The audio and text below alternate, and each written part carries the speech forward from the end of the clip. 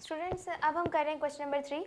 Question number 3 के भी जो फॉर्मूला है सेम वही है जो हमने क्वेश्चन नंबर 1 और क्वेश्चन नंबर 2 में अप्लाई किया था। इससे पहले हमने जो क्वेश्चन नंबर 1 और 2 किए थे उसमें मैंने आपको फॉर्मूला के बारे में अच्छे तरीके से बता दिया था। अब यहाँ पे हम क्वेश्चन स्टार्ट करते हैं तो मैं आपको एक दफ़ा दोबारा फॉर्मूला बताती हूँ।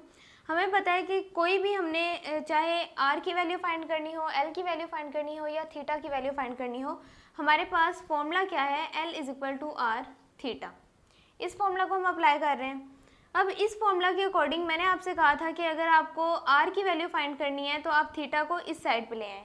अब मैं आपको ये क्वेश्चन दो तरीके से करवा रही हूँ, आपको जो भी आसान लगेगा आप वो कर लीजिएगा। अब यहाँ पे देखिए, सबसे पहले तो L is equal to R theta, यही फॉर्मूला है। इसमें अगर मैं वैल्यूज़ यहाँ से लेके पुट करूँ तो L की वैल्यू हमारे पास आ रही है 4 centimetre is equal to R की वैल्यू हमने फाइंड करनी थी, वो हमारे पास नहीं है तो एज इट इज़ आ जाएगा। थीटा की वैल्यू हमारे पास क्या है, 1/4। अब हमें पता है कि जो चीज़ यहाँ पे हमारे पास डिवाइड हो रही है इज इक्वल के उधर जाके मल्टीप्लाई हो जाएगी। अगर मैं आपको सिंपल अल्फाज में करवाऊँ तो यहाँ पे हमारे पास 4 सेंटीमीटर इज इक्वल टू, यहाँ पे आ जाएगा आर को अंदर मल्टीप्लाई किया तो r/4। अब ये r हमारे पास यहाँ पे डिवाइड हो रहा है तो इज इक्वल के उधर जाके क्या हो जाएगा, multiply is equal to r। तो 4 हमारे पास क्या होता है 16 centimetre is equal to r। तो ये हमारा इसका आंसर आ जाएगा। एक तो हमारे पास ये मेथड है और दूसरा मेथड जो मैंने आपको बताया था कि हम क्या करेंगे, L डिवाइडेड बाय R के साथ जो थीटा है ये यहाँ पे मल्टीप्लाई हो रहा है तो इज इक्वल के उधर जाके डिवाइड हो जाएगा। इस तरह भी हम R की वैल्यू फाइंड कर सकते हैं। अब L की वैल्यू अगर हम देखें तो वो हमारे पास क्या है 4 सेंटीमीटर डिवाइडेड बाय थीटा की वैल्यू हमारे पास क्या है 1/4 इज इक्वल टू R। अब हमें पता है कि ओवर के नीचे अगर वैल्यू ओवर में दी गई हो तो जो नीचे वाली वैल्यू होती है ऊपर जाके मल्टीप्लाई हो जाती है। तो 4 सेंटीमीटर मल्टीप्लाई बाय 4 हो जाएगा इज इक्वल टू आर। 4 से मल्टीप्लाई होगा तो 16, साथ में सेंटीमीटर आ जाएगा इज इक्वल टू आर। तो ये हमारा इसका आंसर आ जाएगा। अब स्टूडेंट्स ये एक ही क्वेश्चन मैंने आपको दो पार्ट्स में करवा दिया है, आपको जो भी इसमें आसानी लगेगी आप वो कर लीजिएगा। फॉर्मूला हमारे पास वही है। अब स्टूडेंट्स ये इसका फर्स्ट पार्ट था, सेकंड पार्ट कर लेते हैं। इसका जो सेकंड पार्ट है इसमें भी हमारे पास वही फॉर्मूला है, L is equal to R theta. L की वैल्यू हमारे पास क्या आ रही है यहाँ पे 52 centimetre is equal to R. Theta की वैल्यू हमारे पास क्या है 45 डिग्री। लेकिन जब मैंने आपको इसके क्वेश्चन नंबर 1 और 2 करवाया था इस एक्सरसाइज का तो मैंने आपको बताया था कभी भी हम जब डिग्री हमारे पास आता है तो उसे हम क्या करते हैं, सबसे पहले रेडियन में चेंज करते हैं। और डिग्री को रेडियन में चेंज करने के लिए हमारे पास क्या होता है 45 को मल्टीप्लाई हम करेंगे π/180 से। जब 45 को हम मल्टीप्लाई करवा रहे हैं तो ये हमारे पास कट हो जाएगा। इसे हम देखें तो क्या आएगा हमारे पास 45 मल्टीप्लाई बाय 45 मल्टीप्लाई बाय π/180। तो ये हमारे पास क्या आ जाएगा,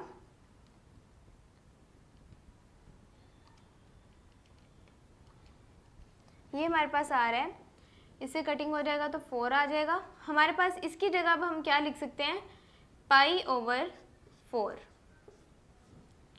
अब 52 सेंटीमीटर एज इट इज़ आ जाएगा इज इक्वल टू आर। π/14 अगर हम देखें तो वो हमारे पास किसके इज इक्वल होगा, π/4 इज इक्वल होगा हमारे पास 0.785।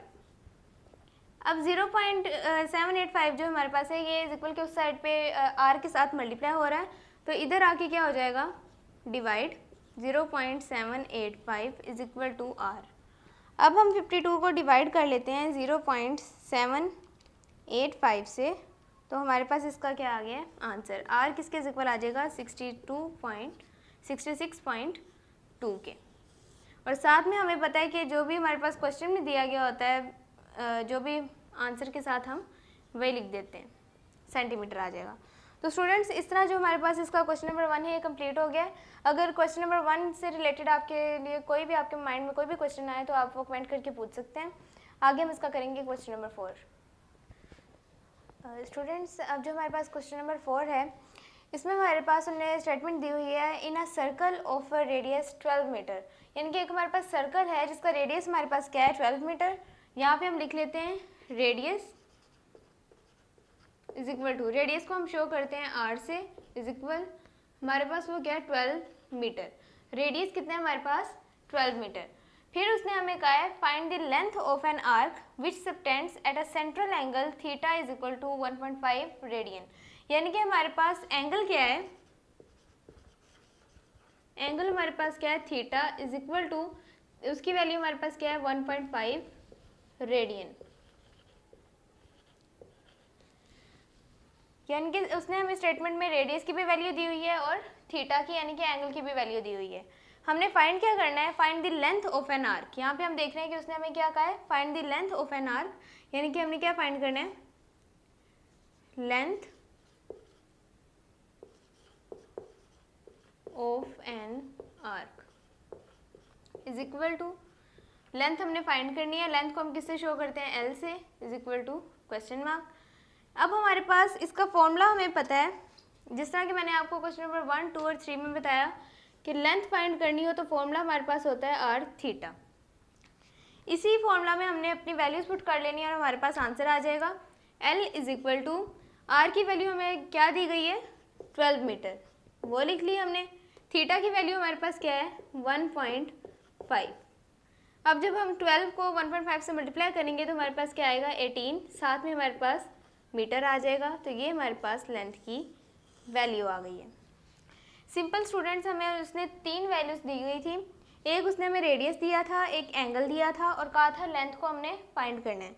हमें पता है कि लेंथ का फॉर्मूला हमारे पास क्या होता है, L is equal to R theta.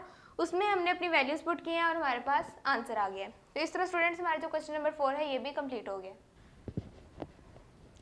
Students question number 5 में वो हमें कहता है if in a circle of radius 10 metre, यानी कि एक सर्कल है हमारे पास जिसका रेडियस हमारे पास क्या है 10 मीटर।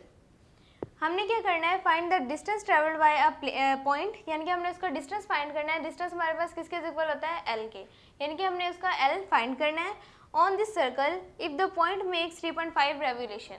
अब यहाँ पे एक नई चीज़ हमारे पास ऐड हुई है 3.5 रेवोल्यूशन। इसका क्या मतलब होता है, अब यहाँ पे देखिए एक अगर मैंने प्लेन कर्व लिया है, इसमें मेरे पास उसने हमें क्या कहा है 3.5 रेवोल्यूशन, यानी कि हमारे पास सर्कल जो है, इसका मतलब आपने ये समझना है कि 3 सर्कल और एक हमारे पास हाफ सर्कल है। 3 सर्कल कंप्लीट है और एक हाफ सर्कल है। यहाँ मैं आपको बताती हूँ, अच्छे से समझ आ जाएगी। अगर मैं यहाँ से सर्कल लेती हूँ, एक सर्कल मैंने यहाँ से लेके यहाँ तक कंप्लीट किया है, तो यहाँ पे हमारे पास 3.5 रेवोल्यूशन थी, तो उसमें से हमारे पास एक सर्कल कंप्लीट हो गया, पीछे क्या रह गया 2.5 रेवोल्यूशन, यानी कि एक सर्कल हमारे पास एक रेवोल्यूशन के इक्वल है। अब मैं यहाँ से एक दूसरा सर्कल लूँगी, ये हमारे पास 2 सर्कल कंप्लीट हो गए।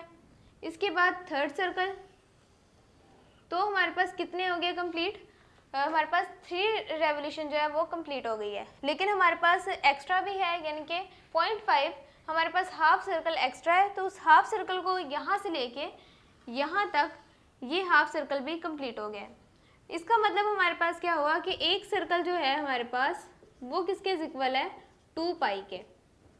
हमारे पास 3 सर्कल और एक हाफ सर्कल है। फर्स्ट सर्कल हमारे पास किसके इक्वल आया 2 पाई के। सेकंड सर्कल हमारे पास जो है ये भी किसके इक्वल होगा 2 पाई के। थर्ड सर्कल ये भी हमारे पास इक्वल है 2 पाई के। एक सर्कल जो है वो हमारे पास किसके इक्वल होता है 2 पाई के। हमारे पास 3 सर्कल थे, उसके अलावा क्या था एक हाफ सर्कल भी था। तो अगर हम देखें कि हमारा हाफ सर्कल है, तो उस हाफ सर्कल हाफ सर्कल हमारे पास किसके इक्वल होगा पाई के, क्योंकि कंप्लीट सर्कल अगर 2 पाई है तो हाफ सर्कल हमारे पास पाई होगा। अब यहाँ पे हमने पाई लिख लिया है। अब इन सब को अगर हम ऐड करवा दें तो हमारे पास क्या आ जाएगा 7 पाई। तो ये हमारे पास इसका एंगल आ गया है। यहाँ पे हमारे पास एंगल इसका क्या आ गया है 7 पाई। अब हमने क्या इसका फाइंड करना है, लेंथ हमने इसकी फाइंड करनी है, यानी कि डिस्टेंस हमने फाइंड करना है। अब हमें पता है कि हमारे पास डिस्टेंस का फॉर्मूला, लेंथ का फॉर्मूला हमारे पास क्या होता है L is equal to R theta. R की वैल्यू हमारे पास आ जाएगी 10 मीटर और थीटा की वैल्यू क्या है 7 पाई। 10 मीटर एज इट इज आ जाएगा, 7 मल्टीप्लाई बाय पाई की वैल्यू हमें पता है क्या है हमारे पास 3.14। 10 मीटर एज इट इज, 7 को जब हम इससे मल्टीप्लाई करेंगे 3.14 से तो हमारे पास आएगा 21.3 298। अब इसे हम 10 से मल्टीप्लाई करवा देते हैं तो हमारे पास क्या आ जाएगा 219.8। तो ये हमारे पास इसकी क्या आ गई है लेंथ। और हमें पता है कि आंसर में हम साथ किस वैल्यू को लिखते हैं जो हमारे पास क्वेश्चन में दी गई हो मीटर। तो ये हमारे पास इसका आंसर आ गया है। इस तरह हमारा जो क्वेश्चन नंबर 5 है कंप्लीट हो गया। इस क्वेश्चन में क्योंकि डायग्राम भी थी तो अगर इस बारे में रेवोल्यूशंस के बारे में आपको कोई भी क्वेश्चन करना हो तो आप कमेंट करके पूछ लीजिएगा।